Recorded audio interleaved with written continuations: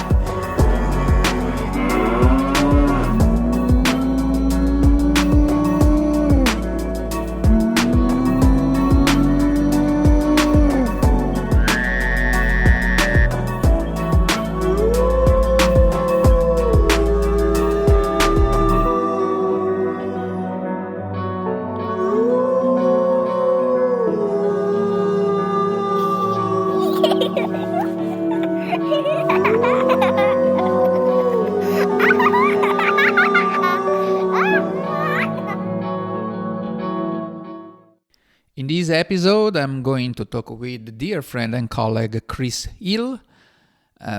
She is going to introduce us to the AIP, Anthrozoology as International Practice.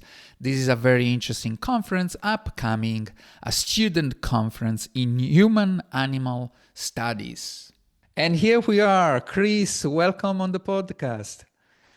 Hi. Yeah, I'm very happy to have you here, Kris Hill. Kris is a dear friend and colleague. We are both involved in anthrozoology and we try to promote anthrozoology. Hey, Kris, would you mind to say something a little bit about your bio and how you got involved in anthrozoology? So Anthrozoology, I stumbled on it. It's very serendipitous. I originally, when I first left school, I originally was working with horses. So that was my animal connection. And I went to university in my mid-20s. And in a previous life, I was a plant biologist. Um, and I basically stumbled on Anthrozoology in 2016, and I'm like, oh, if I could go back in time, that's something that I would love to study. So I eventually I did. I enrolled on the course at Exeter, so the MA in Anthrozoology, and I was working full time, and I started.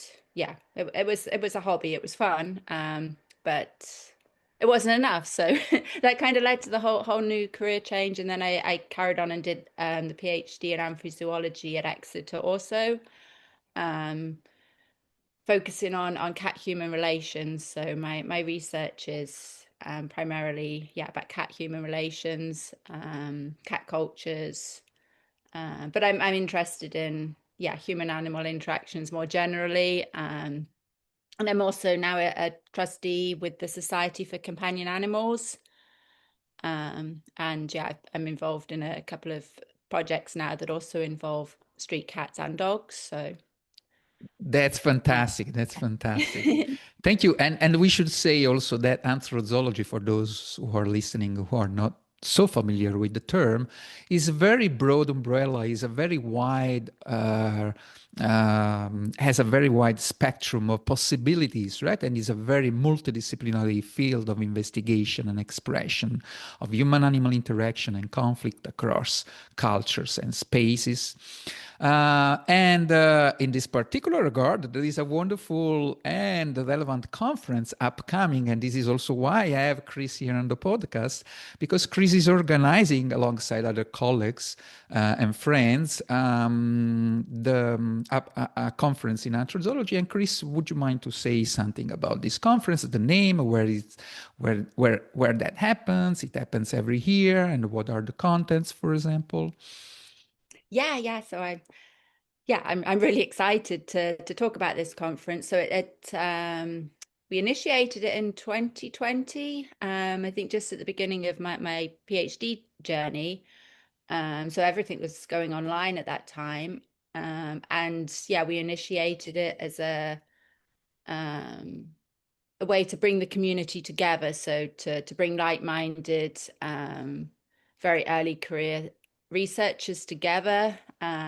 So the founders, we at the time we were all postgraduates at Exeter, part of the Exeter Anthrozoology as symbiotic ethics group, so the EASE group. So we were very much into promoting more ethical relations with animals in general, but also in our practice. So we believe that it shouldn't be just about scientific inquiry and human benefit, um, but also, considering the animal perspective.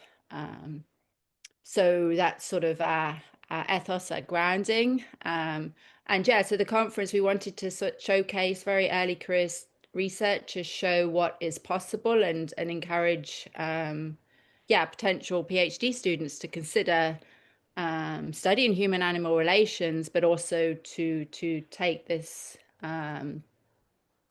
approach that also tries to decentralize the human, so bring in the animal perspective and treat.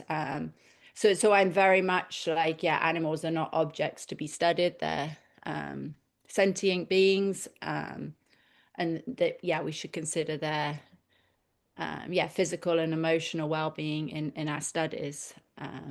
So we started the conference in 2020, and we put out a call for papers, and we were super excited when we got five. We're like, yay, the conference is going to happen.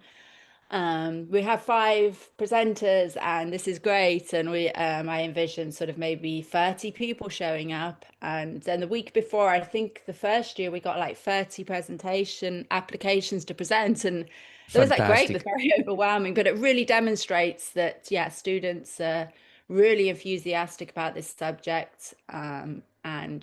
We've had every year we've had to close the abstract. We've not been able to extend the abstract submission. So that's great. We all our presenters are pre-PhD, or they don't have PhDs yet, or they've only very, very recently graduated. And we also have presenters presenting their master's research. And we're really trying to encourage undergrads to sort of present their student project, or maybe present on a particular piece of coursework that really inspired them. So getting them to have a voice and experience the academic environment In a in a very friendly nurturing way, I would context. say, right? Because, I mean, yeah, we want to challenge people, and it's a good, it's part of the academic practice to sort of be challenged, to made to think, but also that's okay, that's good, that's how you grow. So we really try and get people to have a go, to share their passion as well as their ideas, and to basically try and create community, and also connections. So a lot of our participants, they finished their master's degree, they're considering a PhD, um, and yes, also PhD students. So sometimes it can be very, very isolating. So just finding somebody in a um, that thinks yes, like you can be really yes. Yeah. the power of peer support. Yeah, I've really and benefited from that, so I want to share that, and it's been great to be able to do that. fantastic. Yeah, and the growing interest into the conference is also reflecting a growing interest, more in general, into anthrozoology. How does that? What do you feel about that? Yeah, definitely. I mean, people always ask, what is Anthrozoology? Yeah, Um, and yeah, once they learn that, like, oh wow, that's something that I would be interested in. And I think it reflects in the field. A lot of Anthrozoology students that I've met, they've come later in life from professions, from professional backgrounds, and a common thing I hear a lot is like, oh, this wasn't available to study when I was a teenager, 20s, and yeah, and they've gone into practice, and then they bring this wealth of lived experience from human animal interactions to the field, to the study. And I think um, that's great. And there's a lot of undergrad students that are just lit up by the subject. So I do cut me off if I'm talking too much. I no, that's fantastic. That's um, all important. Yeah, go ahead. But I was privileged to teach a course last semester at University of Radix Cralloway. I was the visiting professor there, and I got to yeah, develop and deliver a course in Anthrozoology. It was an introduction to Anthrozoology for a range of students visiting, exchange students and first year students from different disciplines. And Hmm. yeah, it was something totally new. And again, we got, yeah, the class was full, which was a nice surprise. And yeah, and I think students from other subjects, they're learning about Anthrozoology, and often they're like, wow, I want to do this as a degree. And there's still very few degree programs out there, um Yeah, that's also but it's something you improving. can Yeah. study within your own subject too. So a lot of Hmm. Anthrozoologists, they've trained as anthropologists, sociologists, Yeah. Yeah, this is philosophers.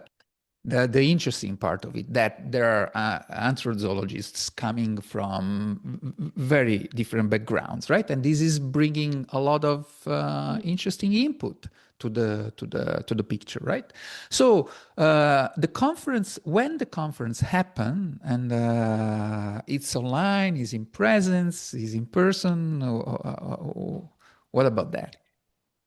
So it's totally online and it's completely Yep. free. I can share a link to the sign up with you. Yeah, absolutely. That We'll we can put that in share. the description of the podcast. Yeah. Yeah, so it's happening this year. It's happening on the 12th and 13th of September. So that's a Friday and a Saturday. The Friday is it's in the afternoon in European time. So we try to every year to have a range of time zones. So that's more the UK US friendly on the first day. The second day will be a bit late for Europeans, but Yeah. it'll be an evening event, but that's more US friendly, and we try and have it a little bit of overlap, so also Asian and Australasian people can join. If you miss the presentations, if you enroll, most of the presenters agree to have their presentation shared, so you can catch up later.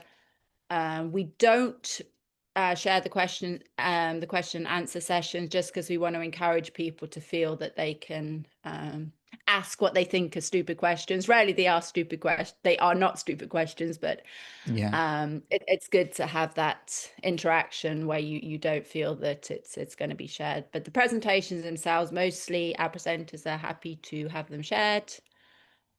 We have two brilliant workshops, one of which I guess we will talk a little bit more about in a minute, Whoa. which is your own.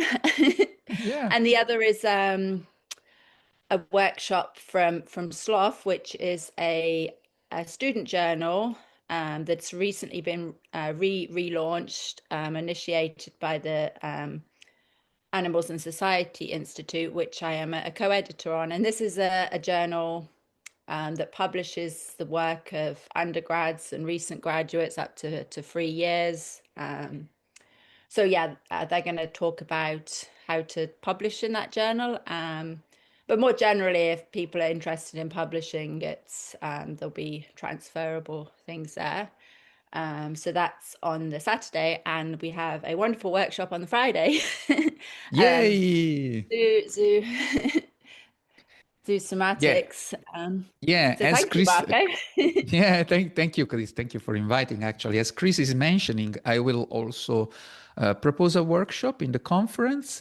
The workshop is on Zoosomatics, which is an integrative practice and multidisciplinary field of research under the umbrella, I would say, of Anthrozoology. I would not anticipate anything, actually, not even so much, but just anything.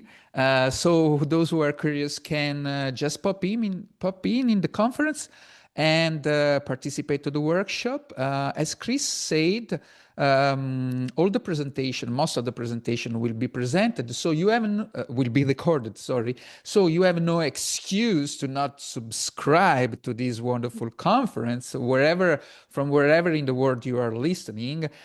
Just sign up. So whatever you will follow, you can follow during the live presentations. That's wonderful. And by signing up, you can also re-listen some of the recordings. Not the workshop. The workshop will not be recorded, but most of the presentation you can listen later. And so all in all, I believe this is a very much needed conference. I'm very excited to be there also as a guest, and I believe that this type of conference must grow, and certainly Kris and her colleagues are paving an important way in this case. Kris, as time is running, I would ask you if you have any final remark about the conference, about Anthrozoology, or whatever you may want to share. Yeah, no, I just wanted to say, yeah, peer support is so valuable, and I've benefited from it greatly. And I was fortunate to be part of an Anthrozoology group, so I wasn't a lone scholar. But yeah, so I think you should reach out to find your, what do they say, find your tribe. And hopefully through the conference, you can connect with other participants, and yeah, there's other like-minded people who care for the animal perspective as well as the human. Fantastic, fantastic. So, Kris, thank you so much for coming on the podcast, and it's been a pleasure to have you here. I believe we are going to have other conversations in the future, and with that, I see you in a few days on the conference. Thank you, Kris. Yeah, thank you.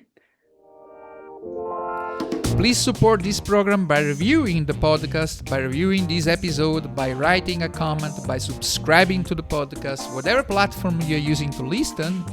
And if you have any ideas or other comments, write to my personal email, marcogerardoadda@gmail.com.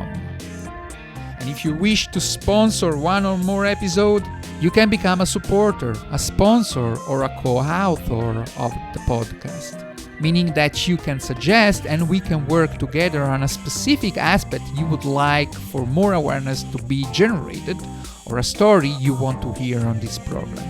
We want for this podcast to be the voice of the community, that's for sure. Remember, metaphorically speaking, the mouth of the wolf is the safest place you may happen to be. Stay tuned, be foolish and alive. Stay wolfy.